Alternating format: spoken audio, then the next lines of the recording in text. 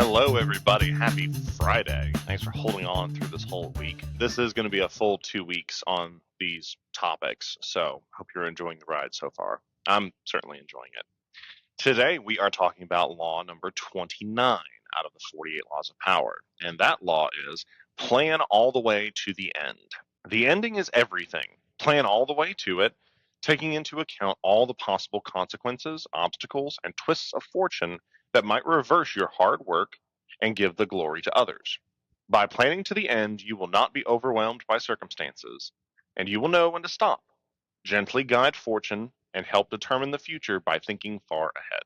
So that has a lot of different applications to EMS.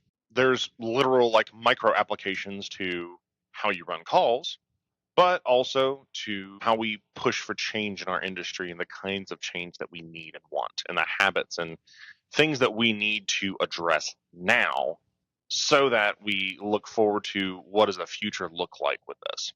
Now, there is a reversal to this.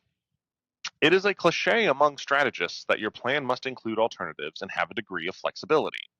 That is certainly true. If you are locked into a plan too rigidly, you will be unable to deal with sudden shifts of fortune.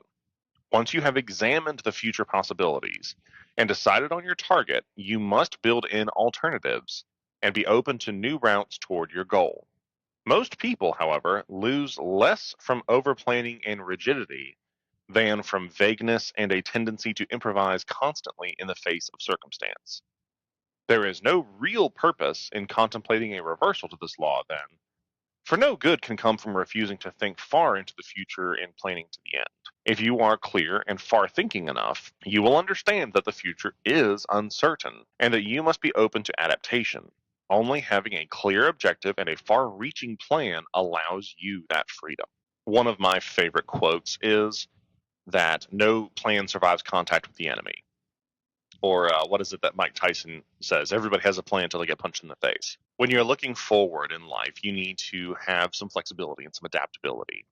But what I would say is the best solution to that is being goal oriented. Because if you are fixated on the mission or the goal, you will adapt any way that you need to make that goal happen. You will do whatever is necessary to make it happen. So it doesn't matter if you take your ego out of it and say, this isn't working, let's adapt. Oh shit, I ran into this obstacle, let's try something else. You depersonalize it enough so that you don't get butthurt when your ideas don't always work right away. But you still stay focused on what are you trying to achieve?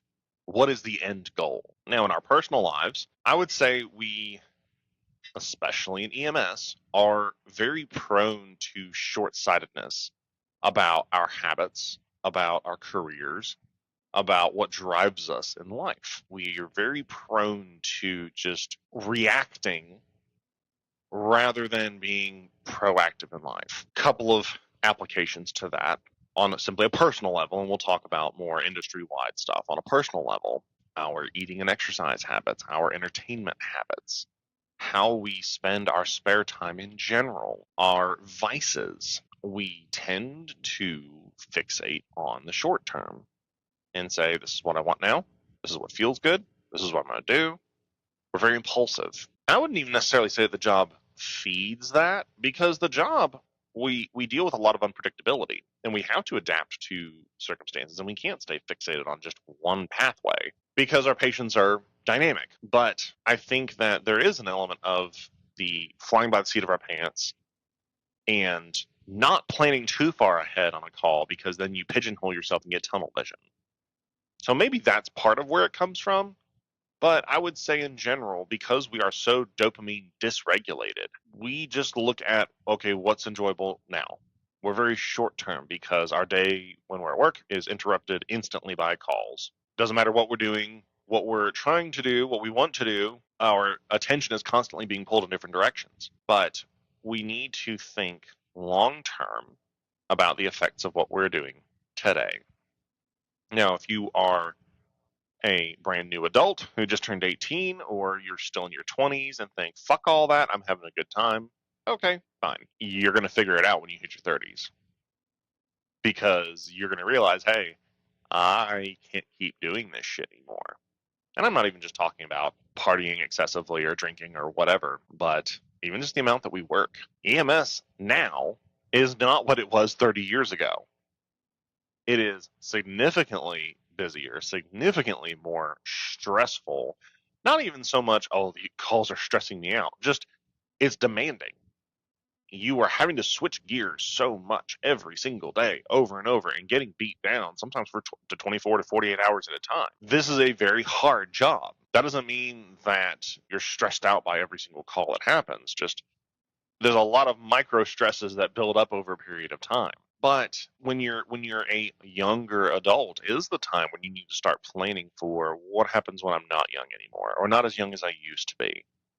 My attitude is, yes, okay, I'm 34, almost 35. I am not even halfway through my life expectancy. Not even close. I'm planning to live past 90. That is my plan. Or at least as close to it as I can. So I've got anywhere from the next 50 to 60 years to continue with my life. I am now more than ever thinking, what is what I'm doing right now going to do, and how is it going to impact me 10 years from now, 15 years from now, 20 years from now? And that really gives you a different perspective, whether you have kids or not. For me, I have kids, and I am very excited about one day having grandkids. I would like to be healthy and happy around them and not be dependent on my children to wipe my ass and spoon feed me shit. I want to take care of myself better than I have. But that's not, sexy or exciting to talk about, because that's not how we live. We live as adrenaline junkies who just go from pleasure to pleasure to pleasure, from dopamine hit to dopamine hit to dopamine hit. And that's how we live our lives. But when you look at people who are successful, businesses that are successful, governments that are successful, there's not many of those, but that aside, anyone or anything or any entity that is successful plans ahead. They think ahead. There's another book by Patrick Bet-David. I referenced his book, Choose Your Enemies Wisely, on one of the previous episodes, but another book he has called Your Next 5 Moves. That is a great read. It's super simple, super easy. Go for it. It's a great book. What he is going after is you need to be thinking at least 5+ steps ahead from where you are, because your actions now affect your options later. Write that down. Your actions now affect your options later. Don't think so? I could sit here for a while, and I'm talking about people who are dear friends of mine. So I'm not speaking ill. But I have friends who, because of poor choices in their life and in their career, are highly, highly, highly limited in their career options within EMS still. When you do dumb shit, you get options taken away from you down the road. Now, does that mean that you can't make other options for your life? No, absolutely, you can. But if you're wanting to stay in whatever your industry is, your current actions affect your future choices. Every battle that you pick now affects your reputation for the next 5 to 10 years. Good, bad, or otherwise. Have I always picked the best battles? No, I haven't. I've had to learn the hard way about that. And that stuff sticks around for a while. But as you change and adapt, guess what? People have short-term memory loss. But you need to think through the ramifications of your actions. Now, as an industry, so EMS as a whole, we tend to be very short-sighted in how we see our strategies. We tend, especially when it comes to retention and recruitment, we tend to make very short-sighted decisions and try to repeat things over and over and over again that don't work, that aren't doing any good, that aren't helping anything. And I could go on a whole separate tangent about recruitment retention, and that'll come later. I think that is a very tough but very volatile and very relevant topic to talk about. But you need to think about, okay, how is the way that I am managing my people today going to impact my reputation as a leader and as an agency tomorrow, next month, a year from now, a decade from now? You have to think in those terms, because if you don't, you're going to accumulate a lot of really bad decisions that are going to negatively impact your future. They're going to very negatively impact the selection of employees that you have. And you're going to end up in a position where you're like, well, we can't find any good people. It's because you botched how you managed the ones that you had 5-10 years ago. And you're continuing to do the same things and make the same decisions, and you get yourself in this position where that's what you're left with. If you want to be people's first pick, you have to exhibit first pick behavior. But we're so focused on the short-term dollar and just answering the retention issue by boosting recruitment that all you're doing is just making yourself a pass-through for people. You're not giving anybody any reason to stay. You are in the end spending a lot more money doing that. Decisions that you make as leadership of an organization, not just EMS, but specifically in the context of EMS, because that's what we talk about here, those have effects downstream. Those affect your neighboring agencies. It affects the leaders that come after you. It affects your supervisors below you. So you have to take a longer view to the decisions that you make and how you interact with your people. Now, on the opposite side of that, on the opposite side of the same coin, we as field staff, I'm saying we as if I'm talking about a specific situation. I'm not. I'm legitimately not.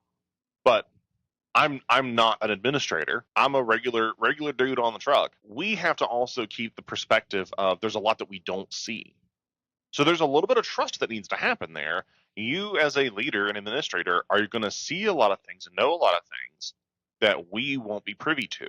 So we should be giving you a certain amount of trust there, but it is your responsibility to not abuse that trust, to take that trust as a compliment, as a gift, and treat it carefully. Because if you break trust with your people, it's a lot easier to break it than it is to get it back. But it's also overall easier to maintain it. If you will just maintain the trust and be honest and treat people well, cool, they'll be fine. That is honestly probably the number one factor in the quality of an organization, is the honesty and integrity of its leadership, because that trickles down to the ranks below. And yes, you have a natural regression to the mean. Just because you set the bar high doesn't mean everybody's going to reach the bar. But the higher you set the bar, the higher you move that mean position that people will fall to. So it's better to continue to raise the bar, even though you're going to be disappointed by people not always reaching it, because you're going to raise the baseline expectation and the average performance of everyone. And I understand money's a thing. There are short-term decisions that have to be made because of money. But what did we say the other day? It's not just what you say, but how you say it. How you address a problem is just as important as what you're doing to address it. Like, well, when I say that, let me speak a little more clearly. How you relay to people what you're doing, how you treat people while you're addressing the problem, is just as important as the actions that you are taking to address the problem. That's a little better. Still a little wordy, but welcome to my brain. I blame my family, because we always had to speak very technically and very specifically, and if we didn't, it would get picked apart. So welcome to my childhood trauma. Anyway, point being, as a leader, and this applies to being a leader at home, not just a leader of an agency. This kind of circles back to everybody. Make sure that you are focused on the end goals, the mission, that you adapt, but that you communicate effectively. Because how you communicate with everybody that you are responsible for is just as important, if not more important, than what you're actually doing. So, if you learned something, awesome. Share it with your friends. If you're offended, life's hard. Put a helmet on. Can't help you. I'll talk to you next time. Bye-bye.